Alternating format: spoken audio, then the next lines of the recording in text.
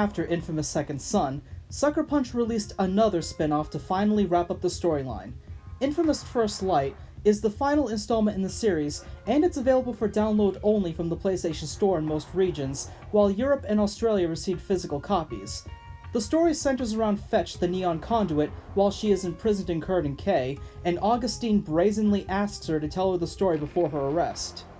The story is told through flashbacks from 2 years ago, as Fetch and her brother Brent are planning to leave the city, until he is captured by Seattle's head drug runner named Shane, also played by Travis Willingham. Throughout this short experience, Fetch is forced to run jobs for Shane in exchange for Brent's safety, all the while trying to fight off police and a rival gang. I'm really glad that we get to explore Fetch's story, as she was one of the most interesting characters from Second Son. Laura Bailey does a wonderful job of bringing this character to life again, and provides much stronger voice work to make Fetch a more relatable character. The few other characters work really well off each other, and they all serve a purpose in the story. The plot itself is simple, but it doesn't lose focus like Second Son, although I do wish it was deeper. Since this is a smaller game, the play area has been limited to half of the map, and while I was disappointed at first, I will say the exploration is rewarding and fun. Most of the familiar powers in Fetch's arsenal return, so it does make running up buildings and jumping from rooftops so much fun.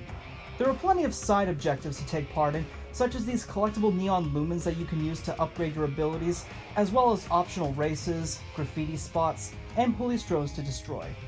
It's definitely not as exciting as Second Son's side quests, as there is no use of karma whatsoever. Another enjoyable feature is the combat arena challenges in Curdon Cay, where Fetch can defeat digital enemies and save hostages to score points. It's a fun distraction, and you can even play as Delsin if you have a save file of Second Son present. Unfortunately, some of these challenges are a bit monotonous, but it's still a cool addition.